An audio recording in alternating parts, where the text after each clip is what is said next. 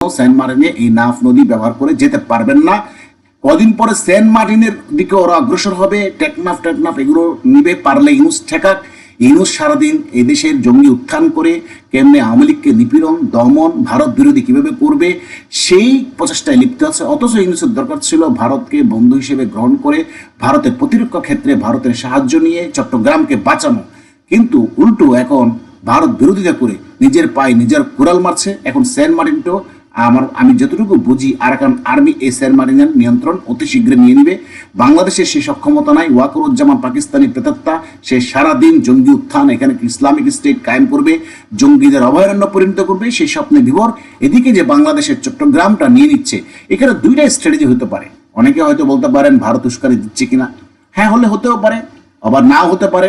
তবে একটা জিনিস বলি, শেখ হাসিনার কারণে ভারত এখনো পর্যন্ত বাংলাদেশের সীমানায় যে একটা ধরেন যে ফেনীর এখানে যে এই যে নেটটা কেটে দিবে, সেগুলো যে ভারত করবে, এগুলো করবে না। শেখ হাসিনা যতদিন আছে, শেখ হাসিনার অনুরোধে ভারত করবে না, না হলে ভারত এটা কেটে দিয়ে চট্টগ্রামটাকে আলাদা করে দিতে পারে। তো এখানে দুইটা স্ট্র্যাটেজি হতে পারে। একটা হতে পারে ভারত যদি ওয়েপনাইজড করে আরাকান আর্মিকে সামরিক সরঞ্জাম দিয়ে, যে তোরা বাংলাদেশ চিটাগাং আক্রমণ কর, দখল করে নিয়ে আমি তোদের রসদ দিচ্ছি, পরবর্তীতে তোরা দখল শেষ হয়ে গেলে আমাদেরকে চিটাগাংটা ছেড়ে দিস, আর তোরা ওই পার্বত্য অঞ্চল 3টা নিয়ে নিস।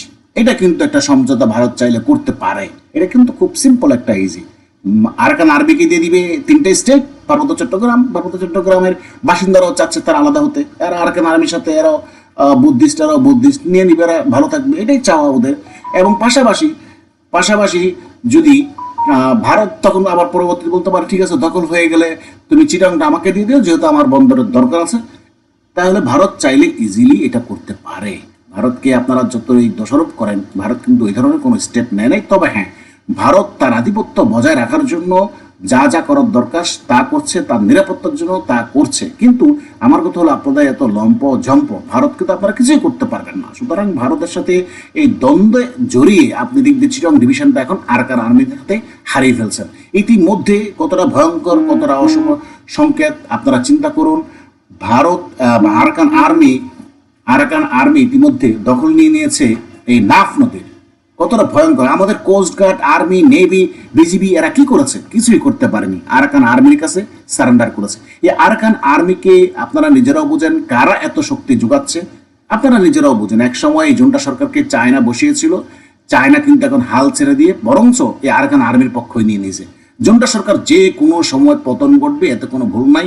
এদিক দিয়ে এই যে রাখাইন স্টেটটা কিন্তু ওরা পুরো নিয়ে নিয়েছে, ওদিক দিয়ে আরেক গ্রুপ, থাইল্যান্ডের দিকে, লাওসের দিকে আরেক গ্রুপ। অর্থাৎ জুন্টা সরকার এখন কিন্তু একদম নাইডোপিতে, একদম নাইপিডোতে একদম কোণঠাসা হয়ে পড়েছে। চারিদিকে কিন্তু কয়েকটা রেবেল গ্রুপ দখল করে নিয়েছে, আর এদিকে আরাকান আর্মি নিয়েছে। এবং এই রাস্তাটা বন্ধ করে দেওয়ার ফলে বাংলাদেশ তার অস্তিত্ব হারিয়ে ফেললো এক ধাপ।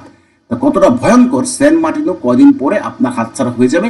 ইউনুস বসে বসে জঙ্গি উত্থান করছে, আর আওয়ামী লীগ নিধন করছে, আর সংস্কারের কথা বলছে, অথচ রাজনৈতিক আন্তর্জাতিক পরিমণ্ডলে ভূ রাজনৈতিক পরিস্থিতি পরিবেশকে ঠিক টিকিয়ে রাখবে সেই ধরনের কোনো তৎপরতা, সক্ষমতা তার নাই। এখন তার বাপ পাকিস্তান আসবে কি? না, পাকিস্তান এই থেকে উত্তরণের জন্য জীবনও আসতে পারবে না, কারণ পাকিস্তানকে চায়না এক ধমক দিবে। 2400 কিলোমিটার দূরে পাকিস্তান বসে বসে চেয়ে তাকানো ছাড়া কিছু করা থাকবে না, বরঞ্চ ফুফা দিয়ে বাংলাদেশ থেকে কিছু টাকা কামাই নিবে, এইটাই করবে। অন্য কোনো কিছু করার ক্ষমতা এখানে পাকিস্তানের নাই। অর্থাৎ আরাকান আর্মির পেছনে বলতে গেলে এখন সরাসরি চাইনিজ গভর্নমেন্ট তাদেরকেই সাথেই অ্যালাইন করেছে। সুতরাং এখানে পাকিস্তানের আব্বারা কিছু করতে পারবে না। আর ভারত মহাসাগর তো আমাদের ওই যে বিশেষজ্ঞ শহীদুজ্জামান তিনি তো বলে দিলেন যে আমাদের আর কোনো নিয়ন্ত্রণই নেই ভারত মহাসাগরে। অর্থাৎ সম্পূর্ণ ভারত মহাসাগরের নিয়ন্ত্রণ এখন ইন্ডিয়ান নেভির হাতে। আর নাফ নদীটাও আমরা হারিয়ে ফেললাম, সেটা চলে গেল আরাকান আর্মির হাতে। 2 দিন পরে আপনারা দেখবেন, অপেক্ষা করেন, সেন্ট মার্টিন এবং চট্টগ্রাম, টেকনাফ, কক্সবাজার, এগুলো আরাকান আর্মি যে কোনো সময় চীনের একটু উস্কানি পেলে হামলে পড়বে। আবার অনেকে প্রশ্ন করছেন ভারতকে দিতে পারে কিনা। হ্যাঁ, এটা তো আমি বলতে পারবো না, দিতেও পারে নাও দিতে পারে, সেটা ভারতের পলিসি, ভারত কি করবে। তবে এটুকু বুঝি যে এখনো পর্যন্ত শেখ হাসিনার সাথে তার ভারতের যে বন্ধুত্ব, সেই কারণে ভারত কোনো ফিজিক্যালি অ্যাটেম্প নিচ্ছে না বাংলাদেশের এগেনস্টে। যতই ভারত বিদ্বেষী হোক, যতই ভারতের বিরোধিতা করুক, আলটিমেটলি এই কারণে যেটা হচ্ছে না।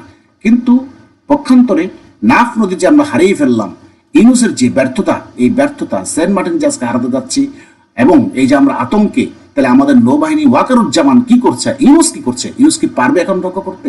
প্রিয় দর্শক, এটা কখনোই সম্ভব হবে না।